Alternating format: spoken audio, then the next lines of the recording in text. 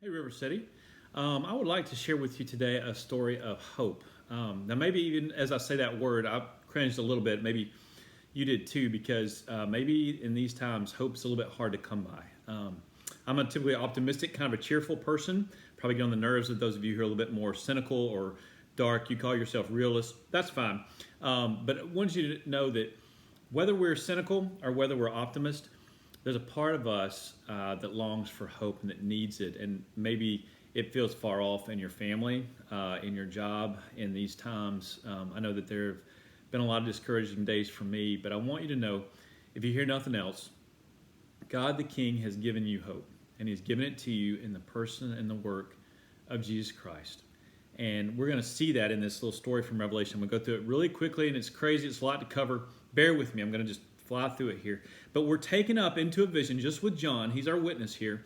And into the throne room of God to see the good King on His throne and the plans that He has, what He has done and what He will do for His people. So jump with me in the middle of that. It's crazy. But then I saw in the right hand of Him who was sat on the throne a scroll with writing on both sides, and sealed with seven seals. And I saw a mighty angel proclaiming in a loud voice, "Who is worthy to break the seal and open the scroll?" But no one in heaven or on earth or under the earth could open it or look inside it. I wept and wept because no one was found who was worthy. The picture is of God, the good King, and He has written out His decrees for His people. Now, a good king has good decrees, decrees of justice, of healing, of hope, of restoration and redemption. Those are His decrees, but they are sealed. And the angel says, how are these going to be executed? Because when a king delivered an order, it was codified and then it was opened and read. And then when it was read, that is when it went into effect, began to affect the families and the lives of the kingdom and the people of God. And John looks around and says, I don't know if this is going to be opened. Are these decrees, are these good things going to come about? No one's even worthy to open it, because to open the scroll, you have to have the authority and the power and the ability to execute the orders. And no one on earth or under the earth in the very throne room of God was worthy to take the scroll. And John begins to weep. Now maybe today, this is where I begin to relate to this story, our hearts to a degree are weeping, and we're looking around and going, how on earth can we accomplish the things that God declares for us, the promises of community, of goodness, of hope, of family, of friendship, of church? How are those things going to happen? Much less the big cosmic things like justice and redemption, the end of brokenness, the end of sin, the end of shame, the end of guilt, and the end of death and sickness and tears and pain. Those things feel probably far off a lot of days, and we begin to weep with John, looking around. How on earth are they to be accomplished? I believe God is a good king, but how are they to be accomplished? And the elder looks at him with the best news he could have. He says, "Behold, do not weep. The Lion of the tribe of Judah, the Root of David, has triumphed. He is able to open the scroll and its seven seals. Jesus Christ, the Lion of Judah, is able to take the scroll and execute it." But here's a plot twist. Ready?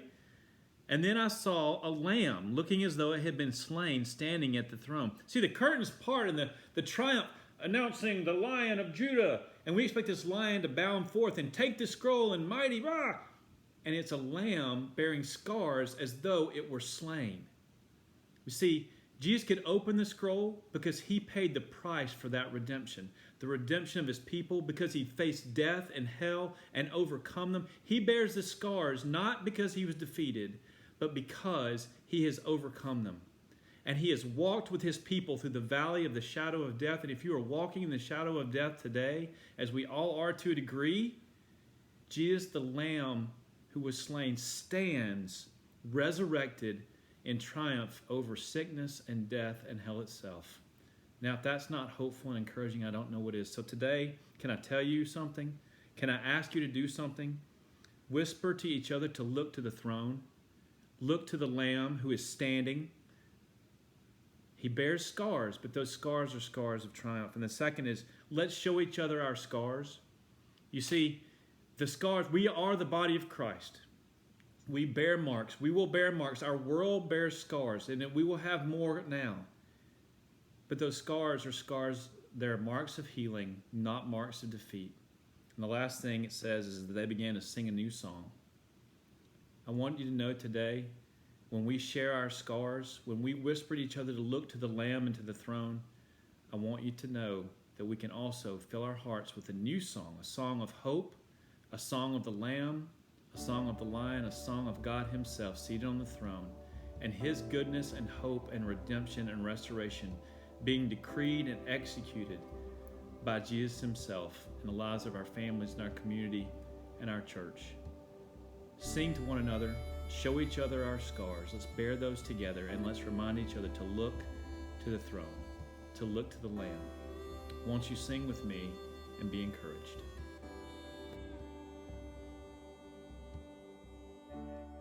Worthy is the Lamb who was slain. Holy, holy is he. Sing a new song to him who sits on heaven's mercy seat.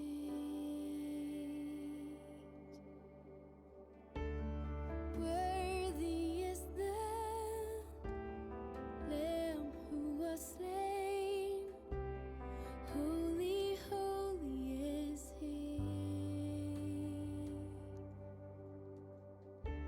We sing a new song to him who sits on heaven's mercy seat.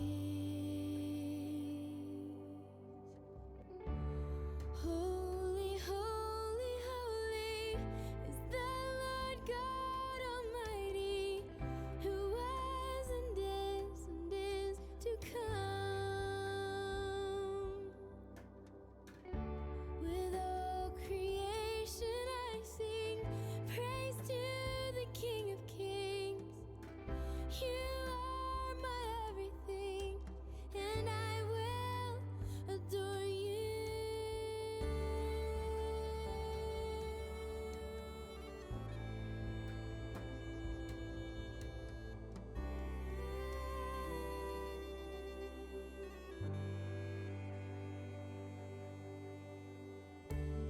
Clothed in rainbows of living color, flashes of lightning, rolls of thunder.